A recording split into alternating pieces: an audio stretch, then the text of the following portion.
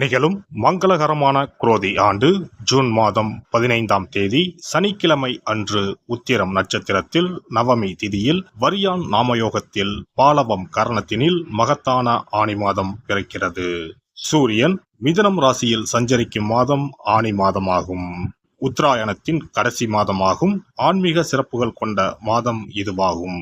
இம்மாத கிரகநிலைகள் என எடுத்துக்கொண்டால் மேச ராசியில் செவ்வாய் பகவான் ஆட்சி பலத்துடன் உள்ளார். ரிஷப ராசியில் குரு பகவானும், மிதுன ராசியில் சூரிய பகவானும், சுக்கிர பகவானும், புதன் பகவானும் இணைந்துள்ளனர். கன்னி ராசியில் கேது பகவானும், கும்பராசியில் சனி பகவானும், மீன ராசியில் ராகு பகவானும் உள்ளனர்.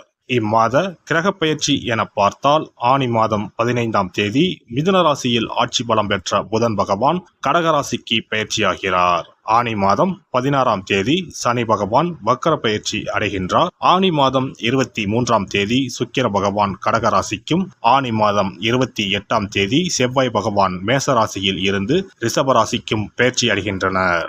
இந்த கிரக அமைப்பினால் உங்கள் வாழ்வில் இம்மாதம் ஏற்படக்கூடிய மாற்றங்கள் என்னென்ன என்பதனையும், ஏதாவது அசுப பலன் ஏற்பட்டால் ராசிக்காரர்கள் செய்ய வேண்டிய பரிகாரம் என்ன என்பதனை பற்றியும் காண்போம். எந்த ஒரு விஷயத்திலும் அவசரம் காட்டாமல் நிதானத்தை கடைபிடிக்கும் மிதுனராசி அன்பர்களே, இந்த ஆனி மாதத்தில் அதிக முயற்சிக்கு எந்த ஒரு காரியத்திலும் லாபம் உண்டாகும். பணவரத்து அதிகரிக்கும். வெளியூர் அல்லது வெளிநாட்டு பயணம் மூலம் நன்மைகள் உண்டாகும். எதை விரும்பினாலும் அதை கிடைக்க வழி தெரியும். தொலைதூரத்தில் இருந்து வரும் தகவல் நல்ல தகவலாக வந்து சேரும். வழக்குகளில் சாதகமான போக்கு காணப்படும். தைரியத்துடன் வீரநடை போட்டு வாழ்வில் முன்னேறுவீர்கள். தொழில் வியாபாரம் முன்னேற்றம் அடையும். எதிர்பார்த்த ஆர்டர்கள் கிடைக்கும். பணியாளர்கள் மூலம் லாபம் கிடைக்க பெறுவீர்கள். தொழில் விரிவாக்கம் செய்யும் எண்ணம் மேலோங்கும். உத்தியோகத்தில் இருப்பவர்கள் எதிர்பார்த்த பணவரத்து கிடைக்க பெறுவார்கள். மேல் அதிகாரிகளின் ஆதரவு இருக்கும். முடங்கி கிடந்த காரியங்கள் அனைத்தும் வெற்றி பெறும்.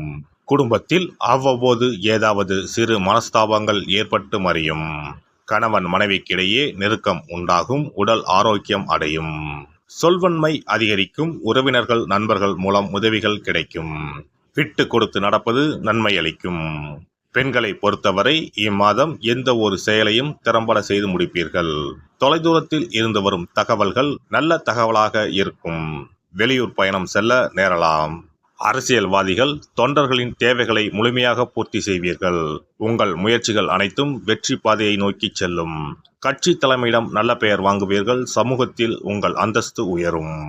கலைத்துறையினரை பொறுத்தவரை புதிய வாய்ப்புகள் தேடி வரும். அவற்றில் உங்கள் திறமையை வெளிப்படுத்தி ரசிகர்களின் ஆதரவை பெறுவீர்கள். உங்களின் செல்வாக்கு உயரும். பணவரவு அமோகமாக இருக்கும்.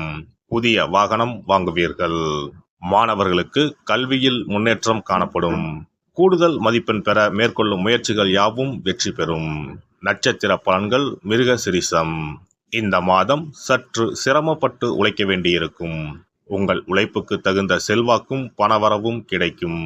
மேல் அதிகாரிகளிடம் அனுசரணையாக நடந்து கொள்ளவும், திட்டமிட்ட காரியங்களை செய்து முடித்து மன நிம்மதி அடைவீர்கள். மற்றவர்கள் மேல் இரக்கம் உண்டாகும். திருவாதிரை நட்சத்திரம்.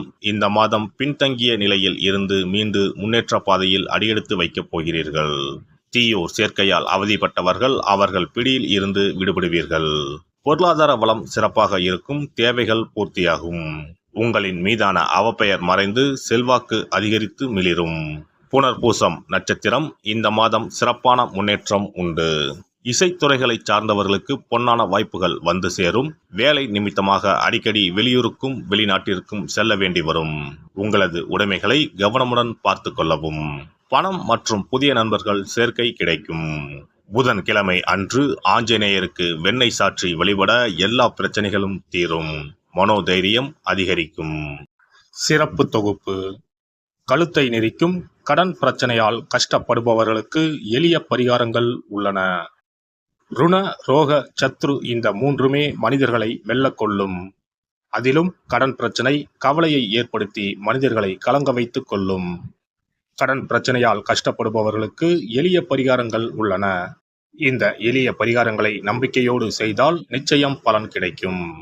ஒருவரின் ஜாதகத்தில் 6ஆம் இடம் கடன் ஸ்தானத்தை குறிக்கும். கடன் பிரச்சனையால் இன்றைக்கு பலரும் தற்கொலை செய்து கொள்கின்றனர்.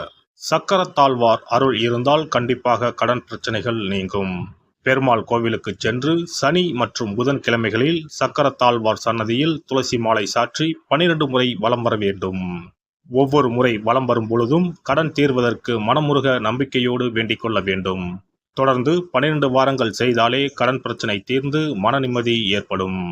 மேசராசியில் பிறந்தவர்கள் தயிரை கொண்டு இனிப்பு பலகாரம் செய்து ஒவ்வொரு வெள்ளிக்கிழமையும் மாலை வேளையில் பசுவுக்கு கொடுத்து வர கடன் பிரச்சனைகள் தீரும்.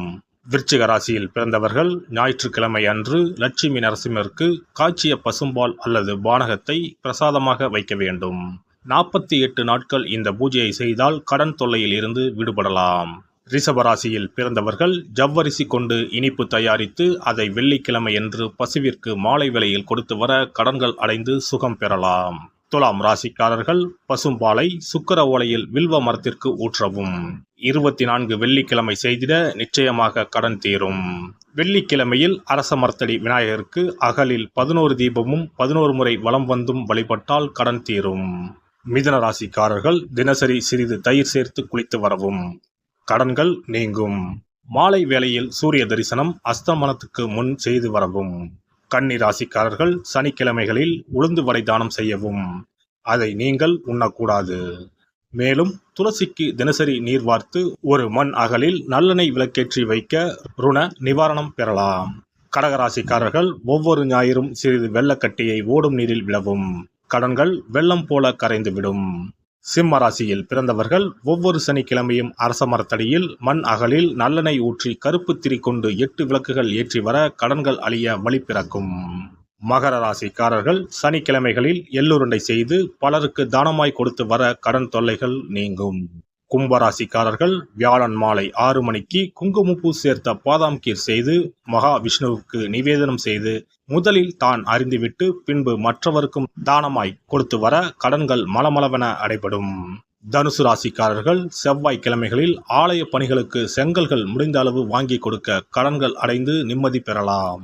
மீன ராசிக்காரர்கள் செவ்வாய்க்கிழமை அன்று மதியமோ இரவோ நோயாளிகளுக்கு சப்பாத்தியை தானமாக கொடுத்து வர கடன்கள் வேகமாக அடைய ஆரம்பிக்கும். குறைந்தது 9 சப்பாத்திகள் கொடுப்பது நல்லது. செவ்வாய் பகவானை மனதார நினைத்துக் கொள்வது நலம் தரும். பௌர்ணமி நாளில் குலதெய்வத்திற்கு படையலிட்டு வழிபடுவது சிறப்பு. குலதெய்வ படம் இல்லாதவர்களும் குலதெய்வம் பற்றி தெரியாதவர்களும் 5 முக குத்து விளக்கை பூஜை அறையில் ஏற்றி வைத்து படையல் போட்டு கற்பூர ஆரத்தி காட்டி கடன் பிரச்சனை நீங்க மனதார வேண்டிக் கொள்ளலாம். இவ்வாறாக 9 பௌர்ணமிகள் விடாமல் இந்த பரிகாரம் செய்ய கடன் தொல்லைகள் எளிதாக தீர்ந்துவிடும். கடன் தீருவதற்கான வழிகளும் கிடைக்கும். இந்த பரிகாரத்தை அனைத்து ராசிக்காரர்களும் செய்யலாம்.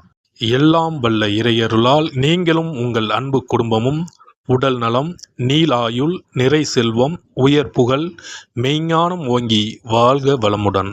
இந்த வீடியோ பதிவு உங்களுக்கு பிடித்திருந்தால் லைக் பண்ணுங்க, கமெண்ட் பண்ணுங்க, ஷேர் பண்ணுங்க, மறக்காம சப்ஸ்கிரைப் பண்ணுங்க, பக்கத்துல இருக்கிற பெல் பட்டனை கிளிக் பண்ணுங்க. நன்றி, வணக்கம். ஓம் நமச்சிவாய. சிவாய நம.